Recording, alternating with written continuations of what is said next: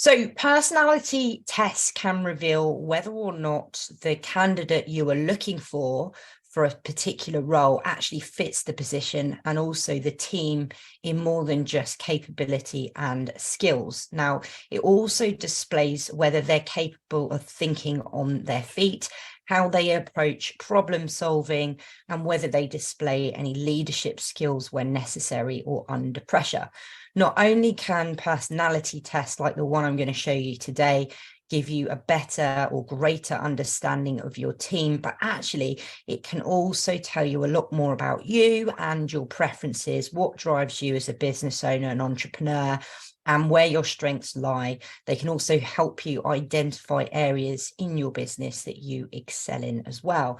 Now, we've tested an array of online tests, psychometric tests over the years, and actually this one is the best by far, and it's free. It's the Myers Briggs test found on 16personalities.com, so that we can kind of dig deeper into it and you can see what it's all about.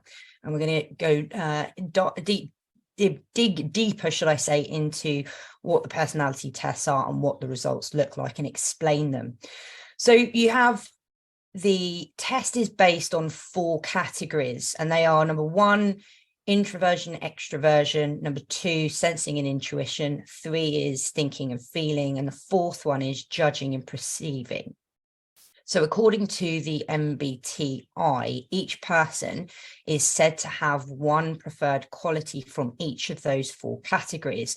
So the test is around 16 unique personality types. So what you'll need to do is go to 16personalities.com. That's the URL. And when you're on this page, it's absolutely free to do. Go ahead and click the button here saying take the test. It'll take you around about 5 to 6 minutes to complete. And when you've completed the test, you'll need to enter your email. You'll get the test results on the screen, but they'll also ping you a copy as well, and you can create an account. And it's a good thing to do so, because what you'll find as well, when you start to do more things that you like to do in life. So when I was in a corporate job, I noticed that my actual result changed quite significantly over the period of time where I left my corporate job and I actually then started my first business. And over time, you'll notice that your profile personality test results may change slightly. And there's lots of different tests online that you can do. This is definitely one of them that you should be doing for yourself and for team members as well before you hire them. And you can also get them to do it once a year to see if there's any changes. Now, once you've gone ahead and you've done the test, grab your results and you should have a 4-letter word. Okay, so 4-letter word or 4-letter result, similar to, and if I go here, for example, we go to personality tests, you can see here we've got different types. Okay, and we're going to go and dig deeper on one of them, but you should have a 4-letter result, something like ENTP, or it might say ENFJ or ESTJ, for example. Now, what I want you to do is when you've got that test result, write it down. Okay, and then what I want you to do is go ahead to this personality type here, and I want you to find your result. So if you are INTJ, you're going to click this one here. You can see it. If you were ENFP, you're going to click here and you're going to go through and you're going to review the results. We're also going to review the results well. So let's say that you were ENTJ. You'll click there and then you'll come through to this page. So an ENTJ is a commander personality. And what you can see here is the introduction, and it will give you a summary of strengths and weaknesses, about romantic relationship, friendships, parenthood, careers, working habits, conclusion. And actually down the bottom, what it also does is it gives you examples of well-known people who are also this same personality type. So we've got Steve Jobs, Gordon Ramsay, and a few others here for this specific result. So ENTJ is this result. Now, the next thing that you need to do once you obviously located is I want to just really explain how you know this personality test works. So it basically scores you on each side of a spectrum for 4 different criteria. Now, the first criteria, I, is introverted or extroverted.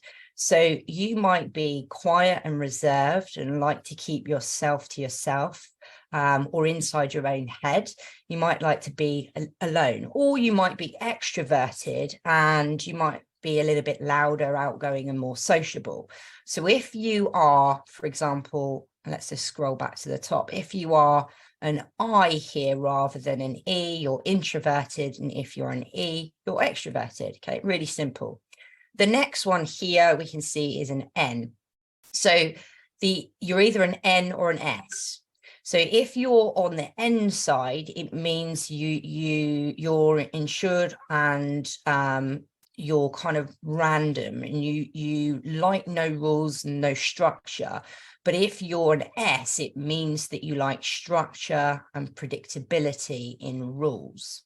The next one you've got is a T. Okay, so in this example, we're a T. So you can either be a T or an F. Now, F is for feeling. And you know that you make a lot of decisions with your feelings and with your emotions. And if you're a T, you're a little bit more colder, you're more rational in logic and in your thinking. And the final one here is either a P or a J. So if you are a P, you're more perceiving. If you're a J, you're judging. So you're J in judging if you really are decisive, you're an action-orientated person who wants to make to-do lists and then smash through that list and get the job done. And if you're a P, which is perceiving or a bit indecisive, well, you're always open to perhaps new information and always wanting to perhaps change the rules, or you like to divert off a little bit. So you like float around a bit more. Okay, so that's the overall kind of summary of the letters. So go ahead, get the test done and find out what you are. Now, you could be an ENTJ, just like me, or you could be an INFJ. Okay, but go ahead, do the test, find out what you are. So let's talk about how you know how this information is useful to you in your business, in your life, and especially if you're wanting to start a business, or if you're already a business owner with an existing business in operation. You can, when we did this was completely life-changing for me in terms of really understanding the type of person that I was. And also it really allowed me to understand a little bit more about my team members and kind of what they were and helping in managing them, or me effectively managing them a lot better, and then teaching my managers in the business to do the same. So what you want to do first is say kind of you are an ENTJ. Okay, so for those that know me, I am extroverted. I'm on this side, so this is actually my results. And well, if you are an E, it means you're extroverted. It means that the easiest part of the business and your entrepreneurship journey for you is actually going to be talking to people. If you've got an I, you're introverted, and talking to people is going to be the hardest part. Now, it's just going to be putting yourself out there. And what I want to try and explain is, if you are these specific letters, you can change, and you can then understand what you need to be a little bit more of to get better in your business and better as an individual. And so obviously I like speaking to people, but if you are an introverted person and you're in a business and industry where you need to talk to people, so if you are in the e-commerce game and you need to open accounts with wholesalers, you're going to need to turn that on and get better at that, whether that's suppliers or your team members, etc. So you're going to need to be able to push yourself forward in that respect. And if you did get an I, it doesn't mean that you're stuck like that forever. Okay, so people aren't born with a Myers Briggs personality type. These things come from nurturing. It comes from your environment, and it comes from, you know, how you've been brought up. You're not born with DNA that makes you an ENTJ like me. It actually happens over time, and it's learned behavior, and you can actually unlearn behavior too. That's what's most important to understand, is that this isn't you and this is not set in stone. You can change this, and you can learn how to be more extroverted and a little bit more louder and outgoing, so that, you know, in those situations where you need to be, you can turn on a bit more of that E personality, or the other way around, if you actually need to turn on a bit of the I personality too, which I sometimes need to do. So if you're an I, you need to learn to be more like an E. Okay. And if you're an E, well, you need to learn to be a little bit more like an I in certain situations. And this is the cool thing about the test, is that you know that your weakness, what your weakness is going to be and what you're not. And it also allows you to understand the strengths and the strengths of others, and also their weaknesses as well, when we're talking about team dynamics. Now, introverted people are generally really good at analyzing things, you know, staying inside in the quiet, figuring out solutions, thinking through things, whilst extroverted people just always want to be talking to people and doing things. Now, in business, you've got to be both. You've got to be a bit like I suppose, a chameleon. In a sense, you can't just be the one or the other. Sometimes you have to be inside doing analysis, okay, especially if you're starting a business or you've got a business yourself right now. Doing analysis without talking to anyone, and for a social person, that can actually be quite excruciating. But then sometimes you've also got to be out there, and you've got to be presenting, and you've got to be making sales happening and meeting people in person or online virtually. And so you need to be a bit more of an E. Now, the second one here we've got obviously is the N. Okay, so again, just to recap, you're either an N or an S. Now, the N or an S is intuitive or structure. Now, here, having an N makes you really creative. You know, most actors would be an N, for example, and I don't think you would really find any actors or any creative type of people, like artists, for example, that are an S, that are structured. That just won't happen, because the no rules thing is what makes people creative. And it's what makes people want to break the rules and try different things that haven't been done before. And I suppose they're the type of people that kind of go against the crowd. Now, in business, especially if you're in the e-commerce industry, yes, we follow a strategy, we follow methods, proven methods to obviously generate and improve our revenue. But also, it's not just about following the crowd, it's about pivoting and finding a niche to scale that business further, or a number of niches. Now, if you have an S, it means that you like going with the crowd. You want more rules. You're a rules-based person, and rules-based people also typically have jobs, rather than, we kind of looked at the analysis of this over time and did a lot of background research, and typically S people are in a job, a J.O.B.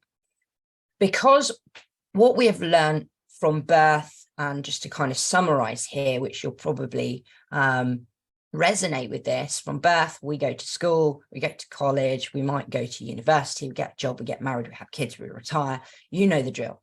So following the work rules of the workplace and just work your way up the ladder, it's that type of person who is generally an employee. There are people who follow rules and like structure, and they typically don't like it when things don't go to plan and they don't follow the rules. Now, we need rules as a business owner. We need rules and structure in our business. Okay, so don't get me wrong on that. If you're operating a business, you need to have structure, you need to have systems, you need to have processes. And you're the one as the business owner that needs to implement those, and then have a team that follows those rules and follows that structure. Now, most entrepreneurs and business owners are generally an N, and most people who are creative are also mostly an N. And that's a good strength to have when you're an entrepreneur, because it means that you're going to think of new ideas and be able to pivot in your business when it's required. But as I said, strengths are also weaknesses. So you've also got to watch out that if you're an N and you are a business owner and entrepreneur, is that you also need to sometimes follow structure, predictability, and rules. Like N-type people, they can get into trouble with things like their accounting or their tax return or forecasting, or, metrics in the business. Whereas S-type people keep that stuff under control. Now, if you keep creating new things every day and you never stick to the thing which you set up in the first place, and you're always creating, you're always in that creating cycle, that circle, you'll find it really difficult to see results. So creative people need to stick to something long enough to see it through, to perhaps implement the systems, to then have S-based people come in and complete that work for them. And that's the weakness of the N-type personality. Now, a tip for you: if you're ever hiring someone for your business that is going to be responsible for routine type things, never hire an N, always hire an S. This is why it's really important to use this test as part of your recruitment process. Now, whenever we hire people in our business, or we hire them through our VA agency, Global VA Solutions, we get the candidates to do a number of psychometric tests, and this is definitely one of them. For example, when I'm hiring for a finance admin, they need to be able to follow structure and rules. The last thing in the world that I want to have for that person in that role is an N-type person, because they're just going to want to create stuff all the time and not stick to the structure in the rules. And that's not what we want for that particular role. Now, the next one here is the T in this example, but it's either F or T. Now, if you're an F, it means you're a feeling person. You're an emotional person. If it's a T, you're more of a thinking and a logical person. Now, if you are a thinking person, it means that you don't necessarily discount completely feelings and emotions, but you often discount those in order to make a good judgment call, a decision.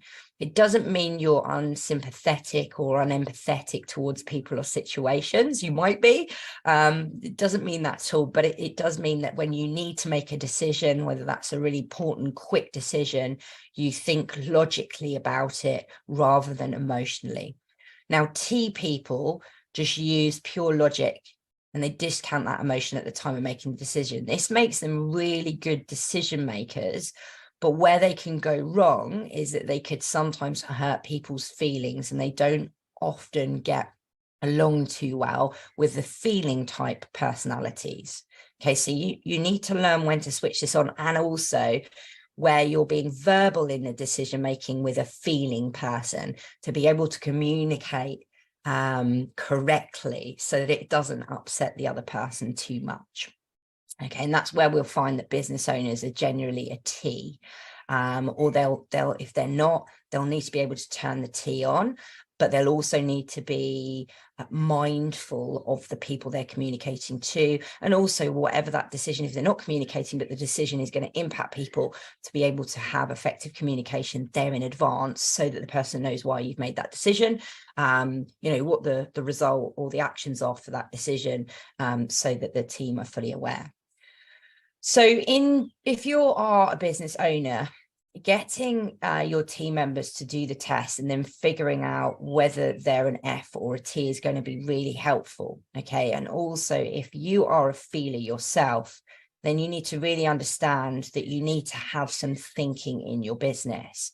You either need to learn to pursue this yourself and have to grow this as a strength. Otherwise, you need to have someone in the business, like a business partner, for example, who can balance that out and balance you out, so that with the thinking and the logical or the rational kind of decision making is there, and there's the strength that you can kind of lean on in the business.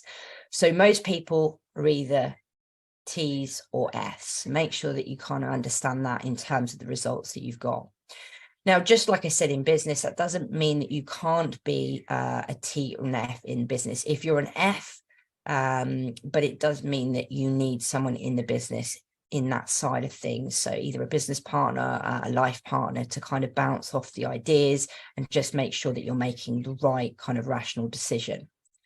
Then you've got the last part here, which is either a P or a J again. So that's perceiving and indecisive for the P, or judging and decisive for the J. Now, if you are perceiving and indecisive, and constantly need to take in new information to then make a decision, you might find that you have to go over all the available information first and then make a decision later or the next day, because you're not quite sure if you want to stick with your first decision or not. But if you're a J, the J wants to make the decision and then boom, take all the action and implement. So J's are more action takers over P's. If you're a P in business, you have to be very careful of just thinking about stuff and taking in new information constantly, and actually never really coming to a conviction or never really believing in your judgment and then executing. So you just go round in a loop, never taking action. But the J type is more that they'll take the information, they'll make their mind up, and then they'll take action and execute. And so if you are a P in business, you need to practice being more of a J. In essence, learn to turn it on when you need to take action in a big way. So this is an important lesson for you as an individual to go through, especially if you are a business owner or you're looking to get started. And it's important to know and read up on the personality types, not just of you, but also of your team members, so that you can understand where collectively all your strengths and weaknesses lie, and making sure you're getting the right people in the roles that you're perhaps recruiting for. You need to learn how to be able to balance yourself and your strengths and weaknesses. And if you can do that, you also need to bring on people into your team that are going to serve the purposes for the roles and obviously have the right results and personality type that suit that role and that are actually going to help you propel the business forward.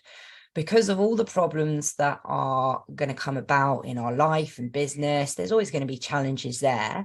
You'll probably notice that after doing this test, you'll hone in a lot more on where your strengths and your weaknesses lie, and you'll probably be able to understand a few examples that you might have gone through in the past where actually, okay, I didn't make a great judgment call on that. That's probably the reason why. And you can then start to turn on and turn off a little bit more of what you're not and what you are. Okay, so make sure you take action. You get the Myers Briggs test, personality test done. That's 16personalities.com.